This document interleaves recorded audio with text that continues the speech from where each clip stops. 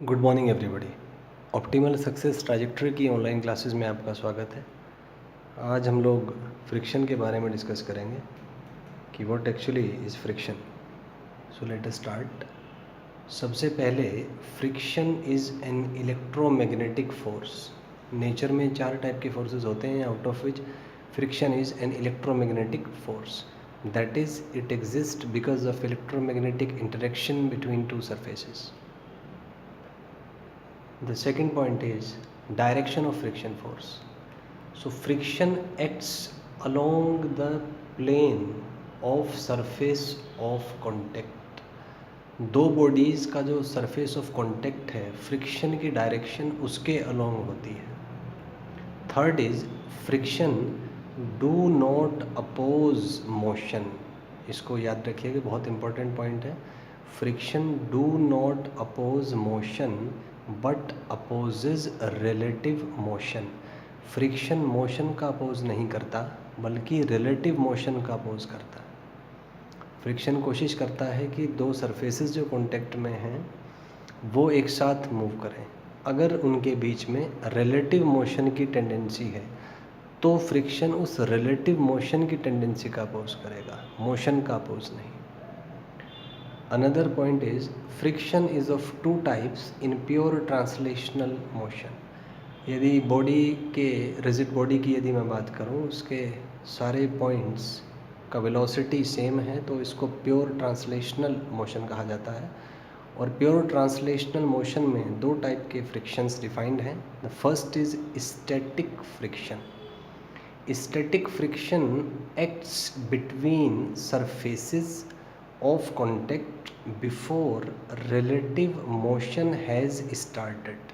मान लीजिए दो सरफेसेस एक दूसरे के कांटेक्ट में हैं, तो जब तक इनके बीच में रिलेटिव मोशन स्टार्ट नहीं होता तब तक जो फ्रिक्शन एक्ट करेगा that is called static friction. Another is kinetic friction. it acts between surfaces of contact after relative motion has started. जब दो surfaces of contact में relative motion start हो जाता है तब काइनेटिक फ्रिक्शन उनके बीच में एक्ट करेगा. जैसे एग्जांपल हम मान लेते हैं, सपोज करें कि एक ब्लॉक है जिसका मास m है और इस पे आपने एक एक्सटर्नल फोर्स F लगाया. ब्लॉक को आपने सरफेस पे रखा हुआ है. So this is the surface of contact. ये जो है इसका आप फ्रंट व्यू देख सकते हैं. तो ये सरफेस ऑफ कॉन्टैक्ट है. आपने एक्सटर्नल फोर्स F लगाया. तो अब फ्रिक्शन किस तरीके से इस पे एक्ट करेगा ये हम इस ग्राफ के थ्रू देख सकते हैं. हमने ग्राफ ड्रॉ किया between friction force Fs and the applied force F. तो शुरू में जैसे जैसे आप F का वैल्यू बढ़ाएंगे तो आप देखते हैं कि Fs का वैल्यू भी बढ़ रहा है. It increases. यहाँ तक इस पॉइंट तक ये इंक्रीज होता है. फिर एकदम से किंक की फॉर्म में ग्राफ आता है, इरेगुलर टाइप का ग्राफ आता है, किंक जिसको कहते हैं. और उसके बाद फ्रिक्शन कांस्टेंट हो जाता है. तो ऐसा ही होता है जब आप किसी ब्लॉक को किसी सरफेस पे रखते हैं और एक्सटर्नल फोर्स अप्लाई करते हैं तो शुरू में ये ब्लॉक मूव नहीं करेगा. इसका मतलब ब्लॉक पर नेट फोर्स 0 है. इसका मतलब एक्सटर्नल फोर्स और फ्रिक्शन इक्वल है. इसीलिए इस ग्राफ का स्लोप 45 है क्योंकि 10-45 1 होता है. फिर झटके के साथ ब्लॉक स्टार्ट होता है और उसके बाद फ्रिक्शन कांस्टेंट हो जाता है जिसे हम काइनेटिक फ्रिक्शन कहते हैं. आप देख सकते हैं ये जो कांस्टेंट वैल्यू है it is called kinetic friction. इसे काइनेटिक फ्रिक्शन कहा जाता है. और ये जो मैक्सिमम वैल्यू होता है फ्रिक्शन का that is called limiting friction. आप देख सकते हैं इसको लिमिटिंग फ्रिक्शन हम कहते हैं. तो ऐसा एक ग्राफ आएगा. आपने देखा कि इसको हम ग्राफ को 2 रीजन में डिवाइड कर सकते हैं.